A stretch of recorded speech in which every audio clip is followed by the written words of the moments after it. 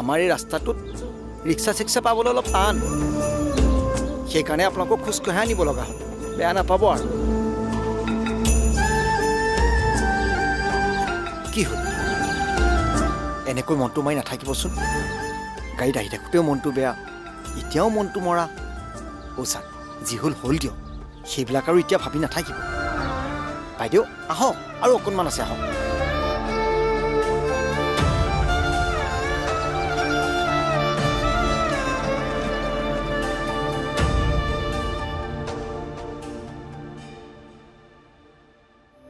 চহৰৰ মানুহ এঘৰ বাৰু এনেকে লৈ আনিব লাগেনে? ঘৰখনত একো যা যোগাৰেই নাই। ঘৰটোৰহে যি অৱস্থা। ইমান ডাঙৰ মানুহ এঘৰ কেনেকে ৰাখিম বাৰু?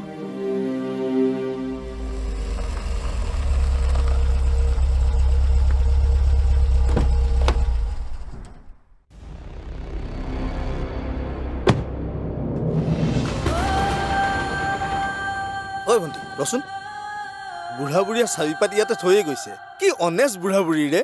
ব'ল।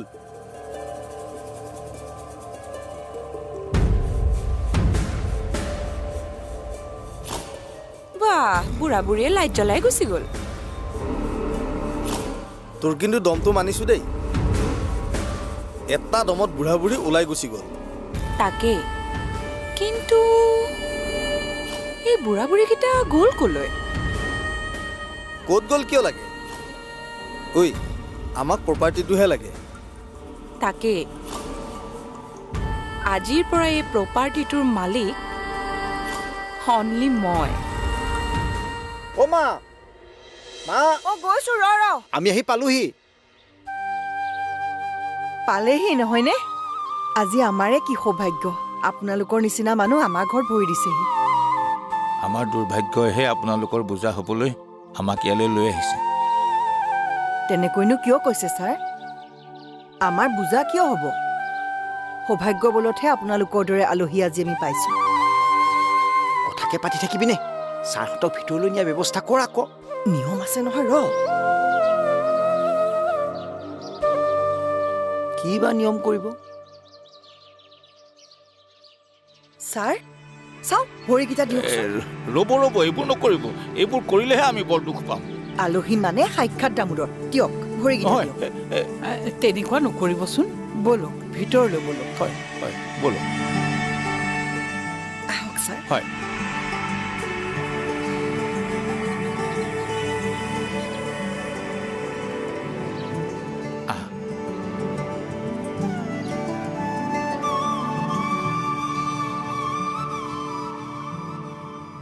অঁ, পাৰ্টিটো দিব লাগিব আকৌ। পূজাটো শেষ হৈ লওক ৰ। অঁ, ঠিক আছে দে, হ'ব। ঘৰটোৰ কামখিনি হ'ল যেতিয়া, এতিয়া সোনকালে ফেক্টৰীটো আৰম্ভ কৰিব লাগে। কিহৰ ফেক্টৰী খোলে ইয়াত? মোৰ দেউতাৰ ঘৰত ফেক্টৰী বনোৱা অধিকাৰ ক'ত পালে?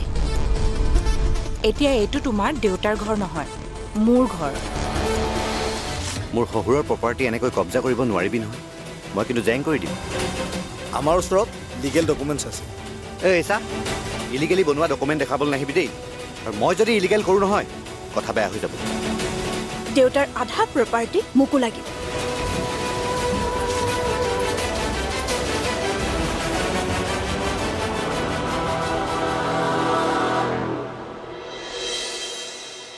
ঘৰ দুৱাৰবিলাকতো দেখিলেই ছাৰ, অলপ কষ্ট হ'ব আৰু। নাই নাই, মিলাই মিলি থাকিব। একো কষ্ট নহয় দে, চলি যাব। য'ত মৰম আছে, আদৰ সন্মান আছে, তাত ডানলপৰ বিচনা নালাগে নহয়। মই বাইদেউক ৰুমটো দেখাই দিছোঁ, আপুনি তাতে গৈ অলপ জিৰাব পাৰিব। হ'ব। আহক।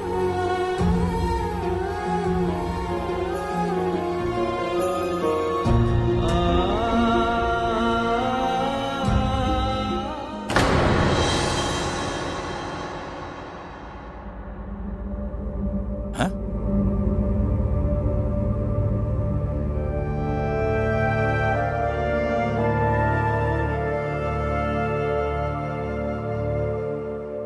এয়া মই কি দেখিছোঁ?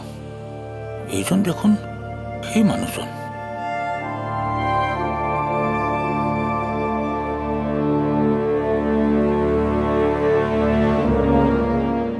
আধা বনা ঘৰটোত বৰ কষ্ট হৈছে ছাৰ আপুনি কিবা এটা কৰি দিয়ক ছাৰ কিবা কৰি দিব লাগে মানে হয় ছাৰ চাওকচোন ছাৰ আমাৰ পিনে অকণমান মই চাই দিম বাৰু কিন্তু মোকো অকণমান দিব লাগিব মানে ছাৰ বুজা নাই ছাৰ হুম?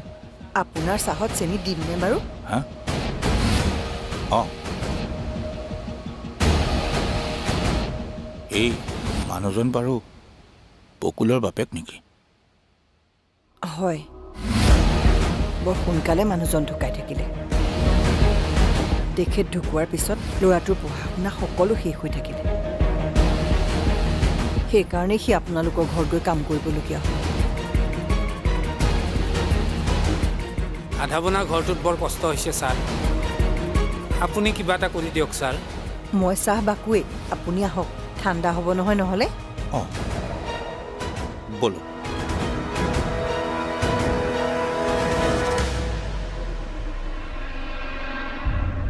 দেউতাৰ চাকৰিটো 4th গ্ৰেড আছিলে সেইকাৰণে দৰমহা পাতিও বেছি পোৱা নাছিলে ঘৰটো সম্পূৰ্ণ নোহোৱাত বেংকৰ পৰা লোন এটা ল'বলৈ বিচাৰিছিলে কিন্তু বেংকেও লোনটো নিদিলে তেওঁলোকক বোলে টকা খোৱালেহে লোন দিব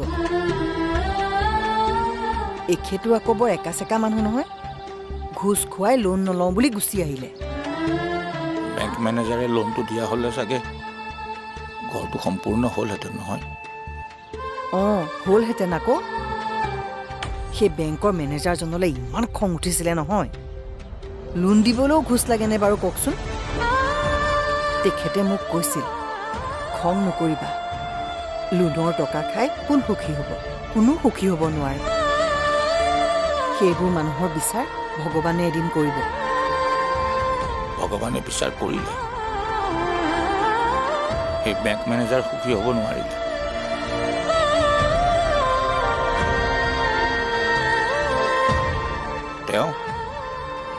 তেওঁ কৰা পাপৰ ফল এতিয়া ভোগ কৰি আছে আশ্ৰয় হেৰুৱাই ঘূৰি ফুৰিছে তেওঁ আপুনি তেখেতক চিনি পায় নেকি ছাৰ এই বেংক মেনেজাৰজন কোন আছিল জানো মই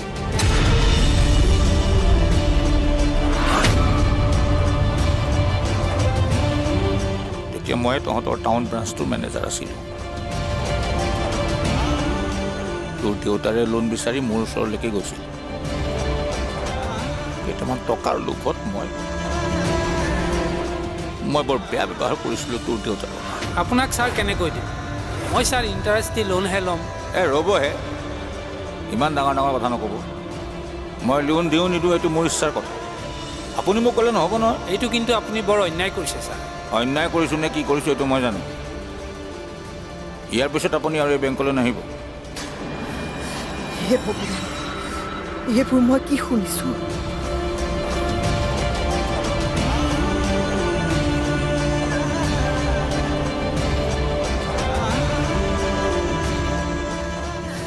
কেনেকুৱা মানুহ আপুনি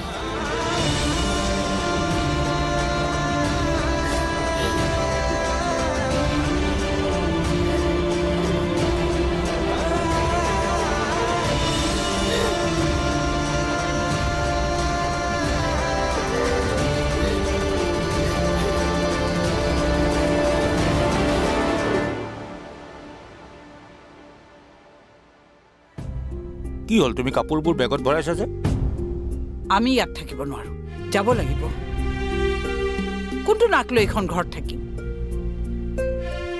যিজন মানুহক আপুনি ঘোষ নিদিয়াৰ বাবে লোন দিয়া নাছিল সেইজন মানুহে আধা বনোৱা ঘৰটোত আমি কেনেকৈ থাকিব পাৰিম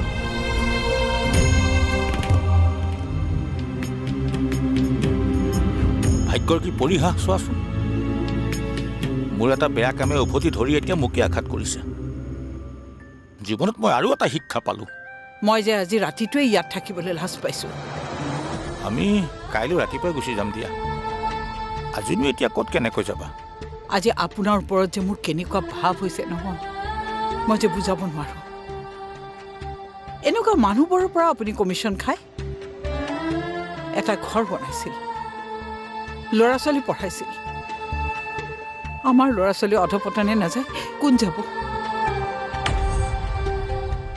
সিহঁতে আমাক যিখিনি কৰিছে সিহঁতৰ গাত দুখ দি লাভ নাই। এয়া আপোনাৰ কৰ্মফল।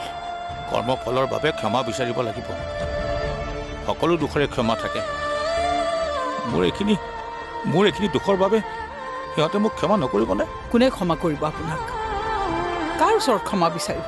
যাৰ ওচৰত দুখ কৰিছিল তেওঁ দেখোন এই পৃথিৱীতে নাই। তেওঁ নাথাকিলেও তেওঁৰ পত্নী আছে, তেওঁৰ পুত্ৰ আছে। তেওঁলোকৰ ওচৰত ক্ষমা খুজিম, তাৰপিছত ৰাতিপুৱা ইয়াৰ পৰা যামগৈ। চাচোন মা, যিজন মানুহে দেউতাক ঘৰটোৱে সম্পূৰ্ণ কৰিব নিদিলে, সেই মানুহজনৰ ঘৰতেই মই ইমান দিন থাকিলোঁ। আৰু এতিয়া সেইবোৰ মানুহকে আমি খুৱাই বুৱাই ঘৰতে ৰাখিবলগীয়া হৈছে। এনেকুৱা দুৰ্নীতি কৰা মানুহৰ অৱস্থা এনেকুৱাই হয়। ডাঙৰকে নকবি ৰহ, ছাৰহঁতে শুনিব। শুনক, আজি দেউতাই থকা হ'লে তেওঁলোককতো উলিয়াই পঠিয়াই দিলেহেঁতেন। এইবোৰ মানুহক চকুত আঙুলি দি বুজাই দিব লাগে। দুখীয়া মানুহৰ টকা খালে এনেকুৱাই হয়। মোক কোনে একো বুজাব নালাগে, সকলো মই নিজে উপলব্ধি কৰিছোঁ। মই আজি মোৰ ভুলৰ বাবে ক্ষমা খোজাৰ এটা সুযোগ পাইছোঁ। আপোনাৰ স্বামীৰ ওচৰত মই যি দুখ কৰিছিলোঁ তাৰ বাবে মোক ক্ষমা কৰি দিয়ক। এই উপলব্ধি যদি আপোনাৰ চাকৰি থকা কালতে হ'ল হয়, তেনেহ'লে বহুত মানুহ উপকৃত হ'লহেঁতেন। বকুল, তোৰ মা আৰু তই মোক ক্ষমা কৰি দিব পাৰিবিনে? এনে কথা কৈ আমাক লাজ কিয় দিছে ছাৰ? লাজ আজি মই পাইছোঁ, বাইদেউৰায়ো পাইছে। এই ভাবিছোঁ আমি কাইলৈ ৰাতিপুৱাই যামগৈ। যোৱাৰ আগতে যদি তোৰ মা আৰু তই মোক ক্ষমা কৰি দিয়, তেতিয়াহ'লে মই শান্তিত যাব পাৰিম। আপোনালোক কলৈকো যাব নালাগে। যিমান দিন থাকে থাকক। আমাৰ আপোনালোকক দয়া ক্ষমা এইবোৰ কৰা সামৰ্থ্য নাই। আপোনাৰ ভুলৰ কাৰণে যে অনুশোচনা কৰিছে, ভগৱানে আপোনাক ক্ষমা কৰি দিব।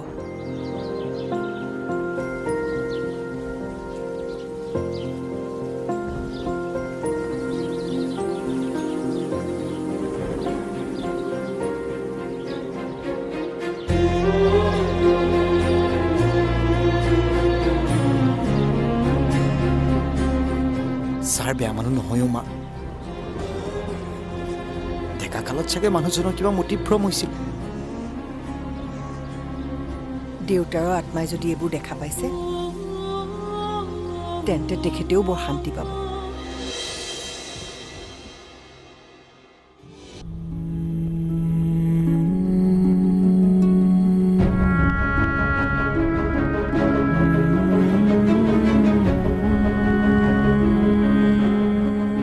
এটা সময়ত আপুনি এই ঘৰটো বনাই আপোনাৰ পৰিয়ালটোৰ বাবে এটি আশ্ৰয়স্থল কৰিব খুজিছিল।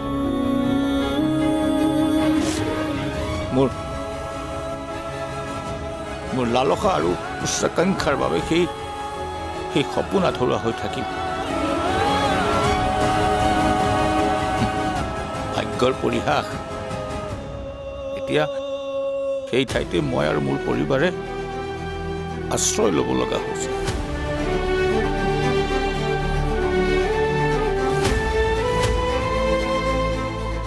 আপুনি য'তে আছে তাৰ পৰাই মোক ক্ষমা কৰি দিব।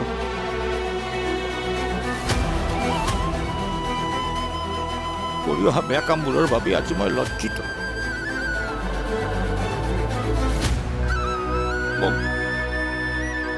মোক ক্ষমা কৰি দিব ডাঙৰীয়া। দুখ নকৰিব ছাৰ। দেউতাক লোনটো নিদি আপুনি আমাক বহুত উপকাৰ কৰিলে ছাৰ। লোনটো দিয়া হ'লে দেউতাৰ মৃত্যুৰ পাছত আমি কেনেকৈ টকাখিনি ঘূৰাই দিলোঁ হয় ছাৰ? ক'ৰ পৰা টকা দিলোঁ? টকা ঘূৰাই দিব নোৱাৰাত আমাৰ ঘৰৰ মাটি সকলোবোৰ বজায়প্ত কৰিলে হয় ছাৰ। গতিকে আপুনি ভাবি চাওকচোন ছাৰ, ভগৱানে আপোনাৰ কাৰণে আমাক কিমান ডাঙৰ উপকাৰ এটা কৰালে।